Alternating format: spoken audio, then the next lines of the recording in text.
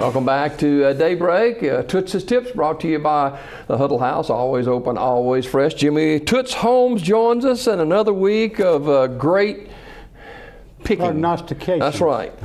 By the great one, Jimmy Toots Holmes. You were 10-3 last week, so not a bad week for you. A couple of stumbles, but overall a pretty good week. Well, it was, and you know, it's going to get a little better, but this thing, let's talk about the SEC. This thing is fixing to. They got Mississippi State 1, Florida State 2, Ole Miss 3, Auburn 4. 3 out of the top 4 SEC teams. Well, that's going to change. It'll change come Saturday. Auburn and Ole Miss play each other out in Oxford, Mississippi. That's going to change. I think it got Oregon up there pretty good. And I really do think, Jim, that the daggone people want Notre Dame for whatever reason to get up there. Their schedule has not been very demanding other than the Florida State game, in which they got beat. So I don't know about this dead blame thing that they do. And it may be good, it may not be good. I particularly don't care for it. But you know, when the SEC is done, you're going to have one team probably go.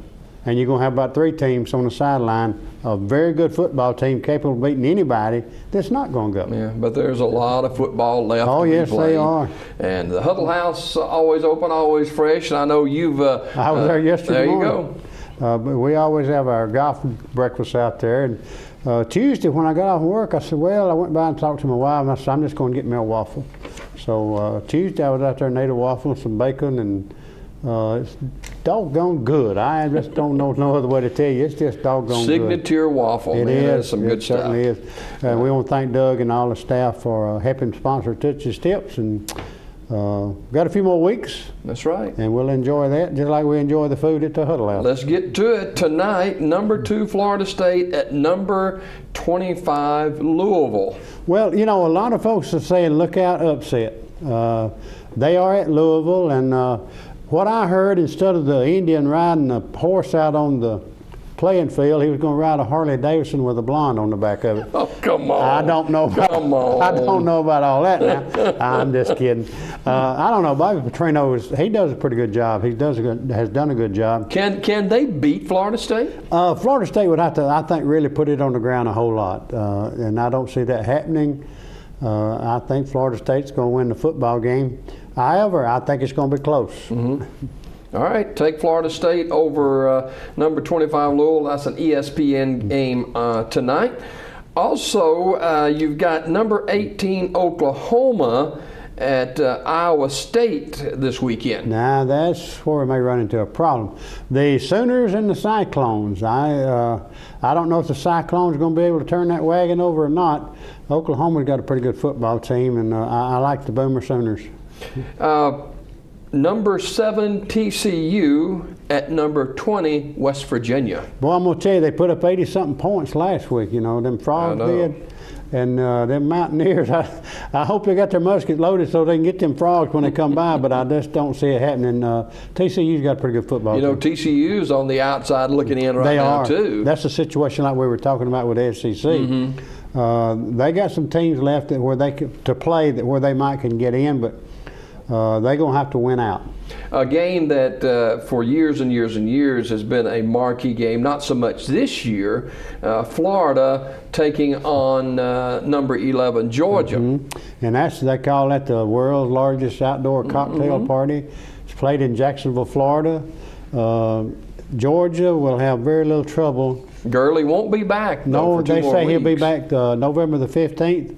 Guess who they play? Go ahead, tell. They play the Auburn Tigers. But I'm going to tell you, the kid that Georgia's got running the ball now, he's not bad. Shabby. No, he isn't. I think he was like only freshman that ran for like consecutive 200-yard games, and then they talk about Gurley. This kid is he's something to look at too. So you're going to take the Bulldogs over the Gators? Yes, sir. Will Muschamp in trouble at Florida? Well, I think he's past in trouble. He is on the verge of them just asking him to leave now. But I think the hot seat has done got real hot for Muschamp. And, you know, Jimmy, go back and talk about Muschamp. You know, he was a defensive coordinator at Auburn at one time, a real good one. He left Auburn, went out to Texas with Mac Brown, and just done a super job out there as a defensive coordinator. And the rumors had it that he would be the next head coach at Texas, but then the job came open at Florida, and he took off down there, which he was the defensive coordinator at too. So Muschamp reminds me a lot of DeBose at Alabama. You know, he was a great defensive coordinator, but when he got to the head coach, he didn't do quite well. So I don't know if it's a defensive coordinator becoming a head coach, it's a jinx or what. But I just look for Muschamp not to be there, but I think he'll be somewhere else. It's never good when your athletic director says that we're going to look at the program at the end of the season. Yeah. That's saying, get your bags packed, buddy. You probably fix to leave here. Another SEC matchup, Kentucky at Missouri.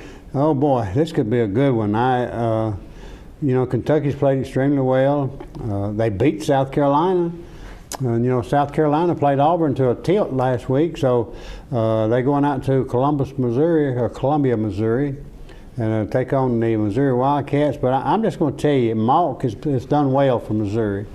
And Kentucky, I don't know. They've got a pretty good football team. They're young.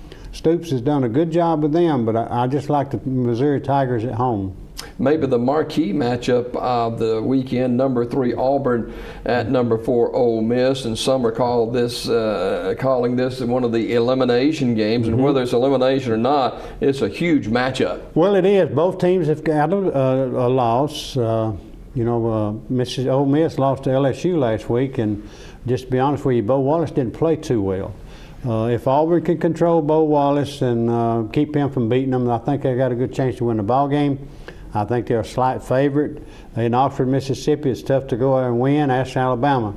Auburn, on the other hand, lost in Starkville, Mississippi to the Mississippi State Bulldogs. So is it Mississippi that's bad for Auburn? I don't know. But I really think Auburn's going to come out and win the football game at Oxford Saturday night. Well, Bo Wallace was quoted this week as saying he had never played in an environment like at LSU. I don't think that he will face a more potent Auburn club or team this year than the Auburn Tigers, coming in ranked number 3. Well, their offense they just really good. Defense, they play well at times, and times they don't play well. Most of the time at the halftime, when Ellis Johnson makes all the defensive adjustments, Auburn comes out and plays pretty well in the second half. But there's 2 quarters prior to that you got to take care of, and if Auburn can just score points, and I think they will, Ole Miss has got a good defensive ball club, but I just think Auburn, maybe just by a smidgen, beats Ole Miss in Oxford. Mississippi State, who would have thought a year ago would be talking about them being number 1 in the nation, but they are. Number 1 Mississippi State hosting Arkansas. Well, I'm going to tell you, this could be a trap game. Arkansas, since they played Auburn, they have done pretty well. You know, they had the opportunity to beat Alabama. The kid fumbles the ball and it goes in the end zone and out, and which is a touchback. Alabama gets the football. So I don't know, Jim. It's going to be a rough one. I like Ole Miss and Mississippi State to beat the Hogs. Is that in Starkville? That is in Starkville. So it's another big weekend in the state of Mississippi. It is. The state of Mississippi hosts a lot of good football games this year, and 2 more this week. And you know the Grove there in Ole Miss, or Oxford, Mississippi. I've been there. Boy, and of course when Ole Miss was winning maybe 3 or 4 ball games a year, and not so much to play for, but that Grove will be rocking no doubt about Saturday. Number 5, Oregon, hosting a team that's given them problems in recent years, given a lot of people problems, but not so much this year, the Stanford Cardinal. Well, Stanford, I think, has sort of fell on hard times.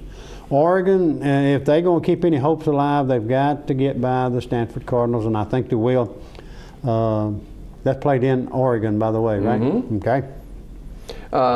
South Carolina, who took Auburn to the wire last week before losing, host the Tennessee Volunteers, coming off a loss against Alabama last week. Well, yeah, both teams come off with losses. The chickens will be roaring and crowing and all that kind of stuff up in Columbus, South Carolina. Tennessee is young. They've got a pretty good ball club. They play very, very well at times. They came back a little bit on Alabama. but at the end they sort of faded. I think I made this statement before.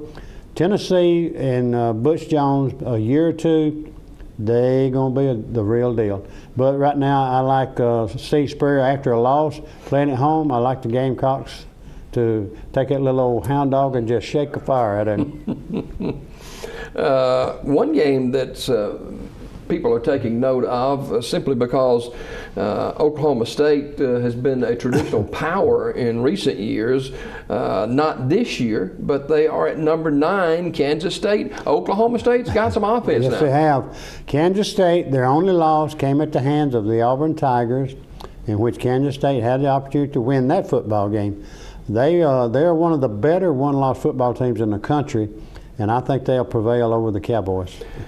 The team you mentioned early on in the show, number 10 Notre Dame, is at the Naval Academy this weekend. Well, now, before you laugh. I know. Historically, the Naval Academy, they've not done too well this year either, but they come in and play Notre Dame to a tilt. And they run that wishbone, you know? Yeah, and I remember one year they beat them when they wasn't supposed to. But I just don't think it'll happen this year. I like the Fighting Irish over the midshipmen. Number 12 Arizona at number 22 UCLA.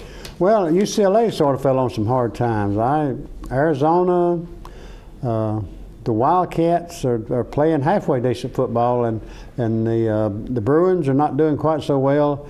But I like Arizona. And finally, number 17 Utah at number 14 Arizona State. I'm going to tell you, this could be a barn burner here. The Utes have been playing very, very well, and I'm going to go out and say that it's in a mile upset. The Utes take care of business. Okay. Utah over Arizona State. Toots' Tips brought to you by the Huddle House, always open, always fresh.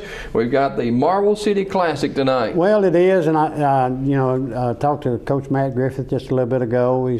They're injury plagued this year, and got a lot of kids out. A lot of kids had surgery here this week. Sylacauga, I think, has just got way too many kids for Comer to compete with.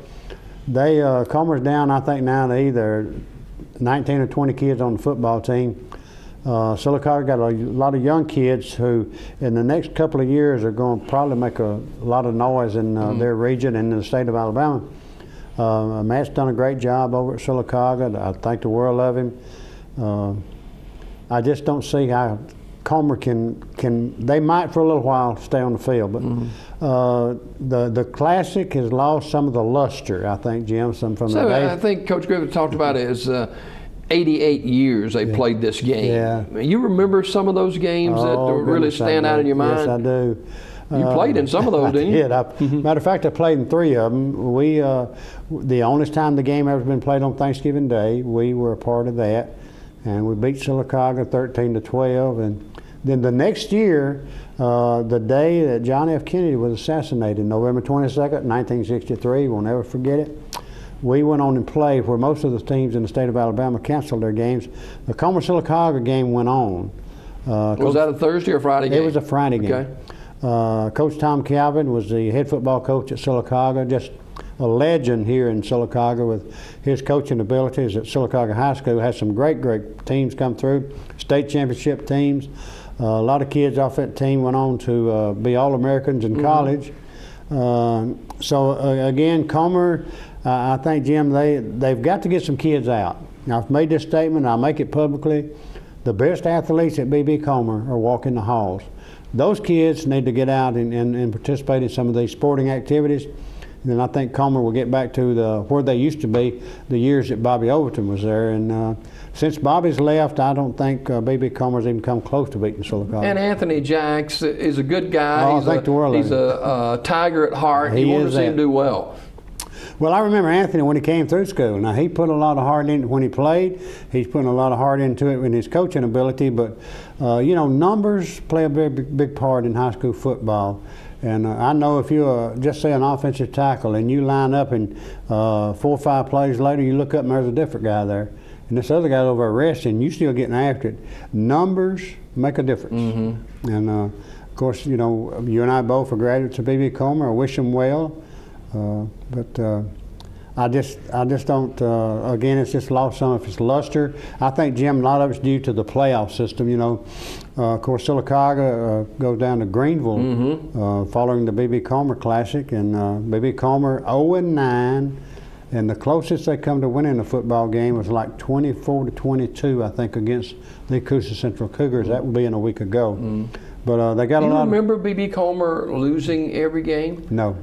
I don't either. But we go back a long way. Yeah. But I do not remember them ever going on through a season where they didn't win a couple of ball games anyway.